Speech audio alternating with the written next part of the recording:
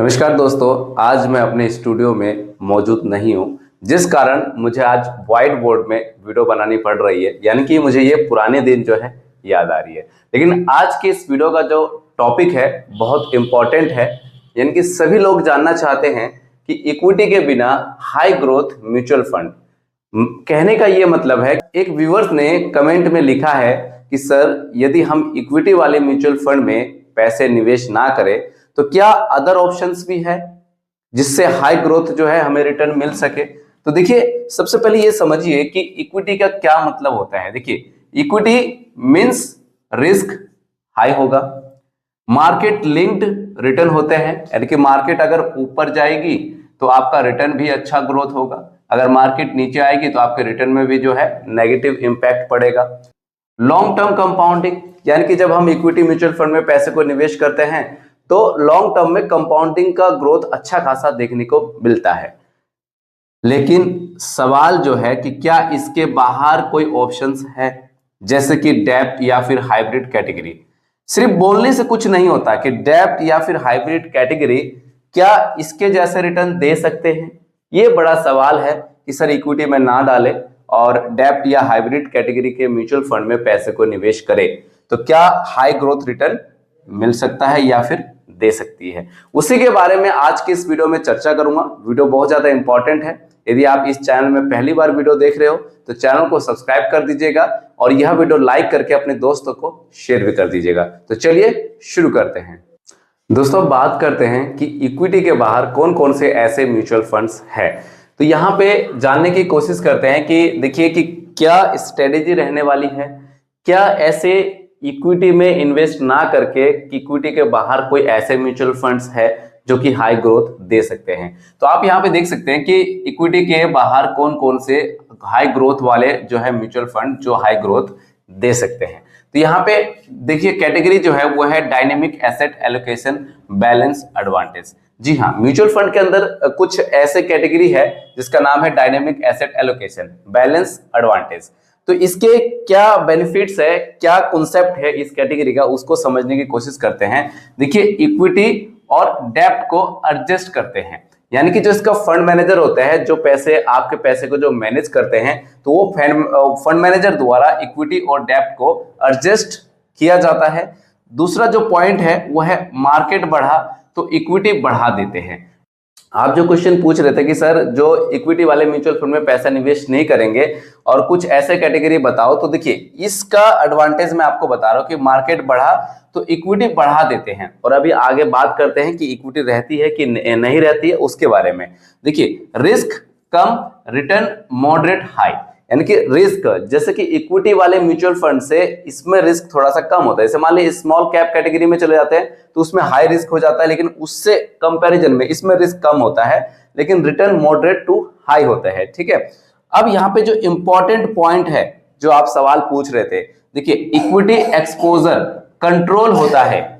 इसको समझिएगा ध्यान से कि इक्विटी एक्सपोजर को कंट्रोल होता है, यानी कि फंड मैनेजर द्वारा कंट्रोल किया जाता है, लेकिन पूरी तरह इक्विटी जीरो वाला फंड नहीं है। ऐसा नहीं है कि इस कैटेगरी के फंड में यदि आप पैसे को निवेश करते हो तो पूरी तरह जो है इक्विटी जीरो रहेगी, ऐसा नहीं है। फंड मैनेजर द्वारा इक्विटी में भी निवेश किया जाएगा, लेकिन ये मार्केट के आधार पर। देखिए, मार्केट बढ़ेगा यानी कि मार्केट अच्छा खासा ग्रोथ करेगा तो इक्विटी में एक्सपोजर इनको बढ़ा देंगे, और अगर मार्केट में डाउनफॉल आएगा तो इक्विटी का जो एक्सपोजर जो है वो कम कर देंगे। तो इसीलिए यहाँ पे लिखा है कि इक्विटी एक्सपोजर कंट्रोल होता है इस कैटेगरी के म्यूचुअल फंड में यदि आप पैसे को निवेश करते हैं। तो बताइएगा ये वीडियो कैसी लग रही है, अगर अच्छी लग रही है तो कमेंट करिएगा और एक लाइक जरूर कर दीजिएगा।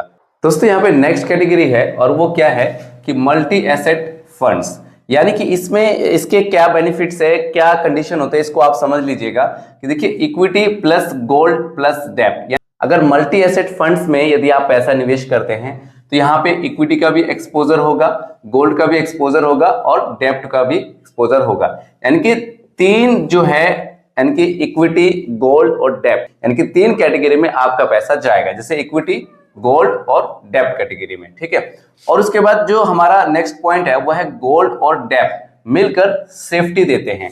आप जानते हैं कि जब पैसा आपका गोल्ड में जाता है तो इतने एकदम धड़म से जो है मार्केट नहीं गिरती है गोल्ड वाला, यानी कि इतनी वॉलेटिलिटी नहीं होती है।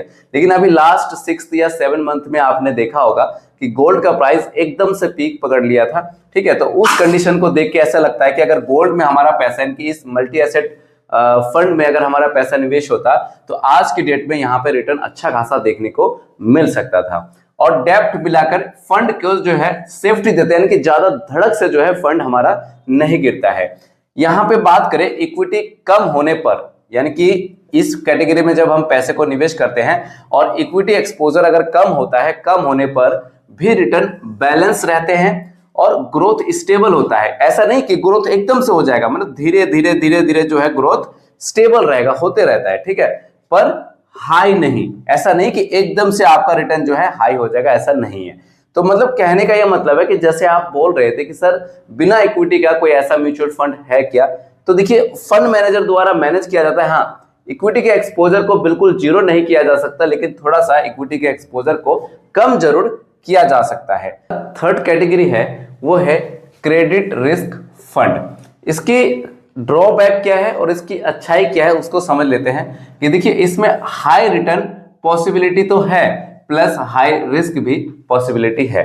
यहाँ पे कुछ और पॉइंट को कवर करते हैं कि इक्विटी नहीं होता है। अगर इस कैटेगरी के म्यूचुअल फंड में, क्रेडिट रिस्क फंड में यदि आप पैसा निवेश करते हैं तो इक्विटी नहीं होता है, लेकिन हाई इंटरेस्ट बॉन्ड में पैसा लगाया जाता है। किस कैटेगरी में? हाई इंटरेस्ट बॉन्ड में।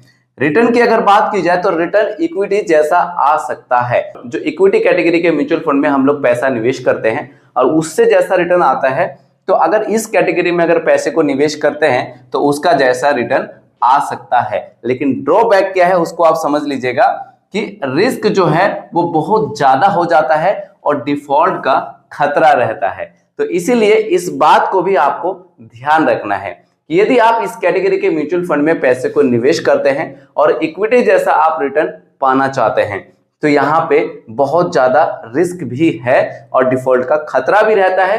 यानी कि हाई रिटर्न चाहिए, पॉसिबिलिटी हो सकती है, मैं कह रहा हूं पॉसिबिलिटी बोल रहा हूं, लेकिन हाई रिस्क भी है। तो इस बात को भी याद रखिएगा दोस्तों। अब जो सवाल यह आता है निकल के कि इक्विटी के बाहर हाई ग्रोथ रियलिस्टिक है, यानी कि इक्विटी के बाहर के म्यूचुअल फंड में यदि हम लोग पैसे को निवेश करते हैं तो उसका जो रिटर्न है क्या वो रियलिस्टिक होता है। देखिए इसके बारे में मैंने कुछ नोट करके लिखा है, इसको जरा समझने की कोशिश करना।